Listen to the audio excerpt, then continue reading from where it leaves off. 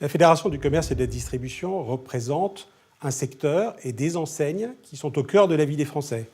Nos préoccupations sont celles de nos clients, c'est-à-dire la qualité, la création de nouveaux services, la sécurité, notamment alimentaire, et bien entendu l'emploi.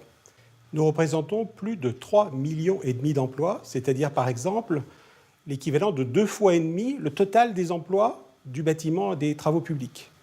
C'est un chiffre d'autant plus important que nous embauchons massivement des jeunes peu diplômés. 68% des embauches concernent des personnes sans diplôme ou peu diplômées. En plus, notre secteur est un secteur qui recrute massivement. Dans les 2 dernières années, nous avons ainsi créé plus de 50 000 emplois pour le seul commerce de détail. Cette dynamique, il faut absolument la préserver dans un contexte de chômage élevé. C'est toute notre ambition aujourd'hui. Or, ce secteur connaît aujourd'hui une transformation majeure avec le développement du digital et celui du commerce en ligne. Un nouveau modèle est en train de naître pour le plus grand profit des consommateurs, un modèle qui mixe les magasins physiques et le e-commerce. C'est ce qu'on appelle le modèle omnicanal. Dans le modèle omnicanal, le consommateur peut acheter en magasin et se faire livrer chez lui, ou acheter sur Internet et se faire livrer dans un magasin à côté de son domicile. C'est une chance pour le consommateur, mais à condition que ce modèle soit compétitif par rapport au modèle du tout e-commerce. Cela signifie 2 choses. La première, qui est déjà à l'œuvre, dépend de nous, le commerce et la distribution.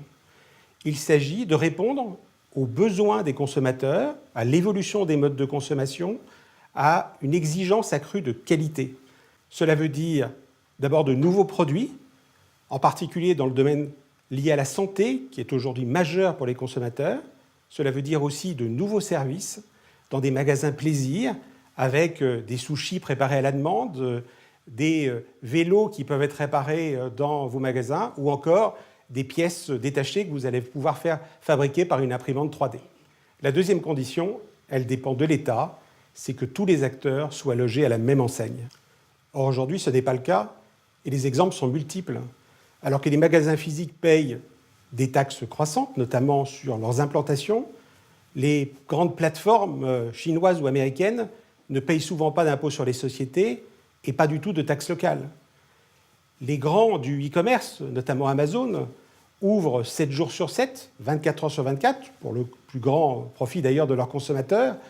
Et nous, dans le même temps, dans les magasins physiques, nous n'avons pas le droit d'ouvrir le dimanche après-midi ou en soirée.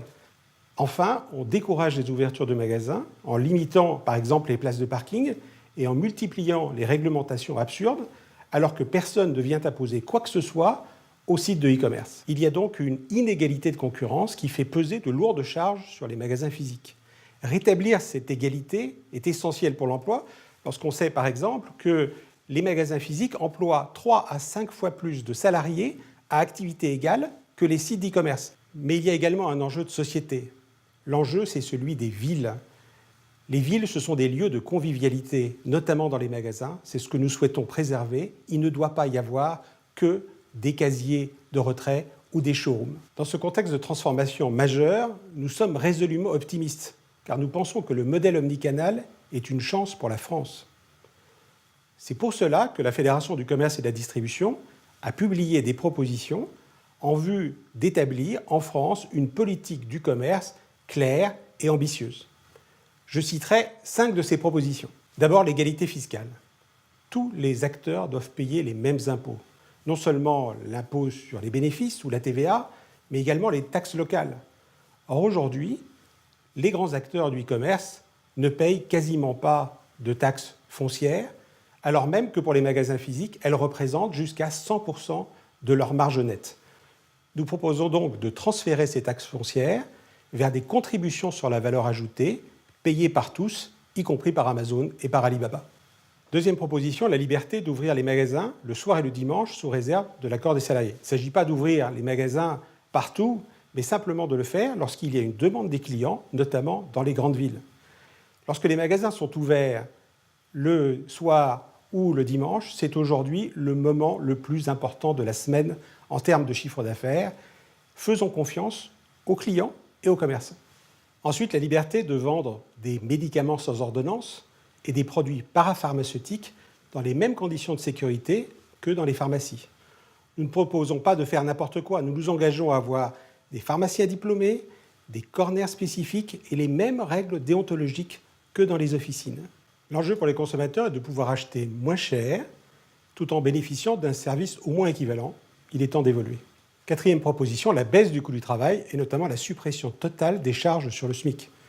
Les allègements de charges qui ont été décidés ces dernières années, notamment le fameux CICE, ont permis au commerce de créer des dizaines de milliers d'emplois. Il faut aller plus loin pour que les magasins puissent développer de nouveaux services et résister à la concurrence combinée des sites de e-commerce peu créateurs d'emplois, de l'ubérisation et de la robotisation. Enfin, dernière proposition, et pas la moindre, revoir tout notre système de relations commerciales et la politique agricole pour mettre en avant la qualité des produits, autrement dit, remettre le consommateur au centre du jeu. Vous l'avez compris, nous avons d'immenses ambitions. Des ambitions pour les consommateurs qui doivent avoir accès à de nouveaux services et à des produits de grande qualité, des ambitions pour l'emploi et pour nos salariés, car notre secteur est un exemple en matière de recrutement des jeunes et d'ascension sociale, des ambitions pour nos partenaires, et notamment pour les agriculteurs qui doivent pouvoir vivre dignement de leur métier. Nous attendons donc de la politique du commerce qu'elle nous permette de réaliser ces ambitions, car notre secteur est au cœur de la vie des Français, mais il doit être demain au cœur de la réussite de la France.